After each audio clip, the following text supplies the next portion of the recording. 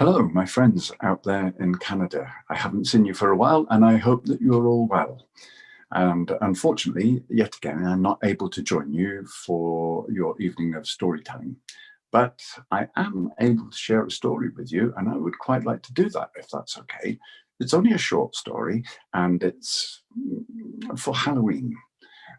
It's set in the north of England, on the border between England and Scotland, between the great cities of Newcastle upon Tyne, which is on the east coast, and Carlisle, which is on the west coast. And between those two towns, not far from Hadrian's Wall, is a town called Hexham. And this story, set near to Hexham, many, many years ago, there was a manor house. And the lord of the manor was making preparations for a great feast to celebrate his eldest son's coming of age. And preparations were being well underway, but there were a few things that needed to be purchased in the days leading up to the feast. And so he called upon his most trusted servant and asked him to ride into Hexham and purchase a bottle of fine brandy and a fine leg of pork for the feast, and a little something very, very special, perhaps a gift of some kind for his eldest son, something unusual that would be remembered.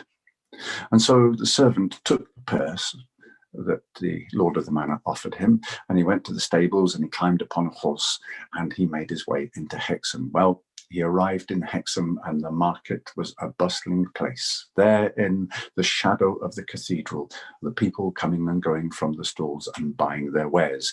And winter was coming, and the leaves were blowing from the trees. And the servant had his collar pulled up against that wind as he made his way amongst the stalls, purchasing what I have already mentioned and a few other things also. And he was just about to leave when he remembered that he had been asked to buy something a little bit special for the master's son. And he remembered seeing on one of the stalls a box of Turkish delight. And he thought that would be the very thing. And he remembered where the stall was, and he made his way back there. And as he approached, well, there was a tall stranger standing between him and the stall with his back turned to the servant, a tall stranger wearing a black cloak with his hood pulled up over his head. Well, the servant tapped the stranger on the shoulder to excuse him so that he could get to the stall. And the stranger turned and looked at the servant, and it was none other than Death himself. And Death stared the servant in the eye and raised his arms like this. And the servant, seeing this, dropped everything that he was carrying and turned and ran as fast as he could. He ran back to the horse, he jumped upon its back, and he rode as fast as he could back to the manor. And he sought out the lord of the manor, who was in his study reading a book by the side of the fire. And he told him everything that had happened, and how Death had raised his arms in menace and stared him in the eye, and how everybody knows what it means when Death does that. And if only the master would lend him a good fine horse, he could be in Carlisle at his cousin's house before nightfall, where he would be safe. And the master said, of course, take my fastest steed and ride with Godspeed. And so the servant went down to the stables, and the horse was saddled, and he rode along the A69, which was only a mud road in those days. Across the Pennines, he rode out of this story.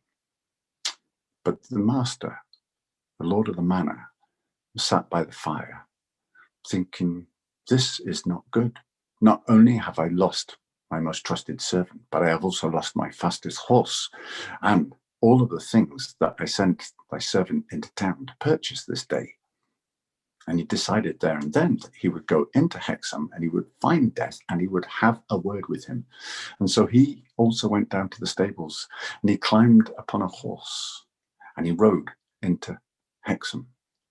And there, once again, in the shadow of the cathedral, Amongst the stalls he made his way, amongst the townspeople he made his way, until at last he came across a stall, and standing in front of that stall with his back to the lord of the manor was the tall stranger in the black cloak with the hood pulled high over his head.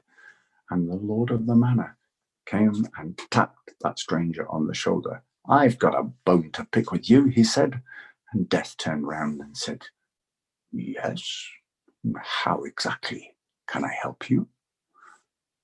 And the lord of the manor told him everything that had happened that day, and how the servant had come to the stall where the Turkish delight was for sale, and Death had turned and looked him in the eye and raised his arms in menace, and how we all know what it means when Death stares you in the eye and raises his arms in menace. And Death said, "Oh no, no, I did not raise my arms in menace. I raised my arms in surprise. Surprise at seeing him here in Hexham on this day, for I have an appointment with him this very evening in Carlisle." Well, there you go. A short story for Halloween. I hope you enjoyed it. I certainly did.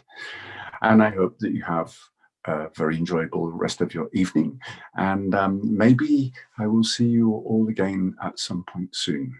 And take care and stay safe. And I will see you again. Goodbye.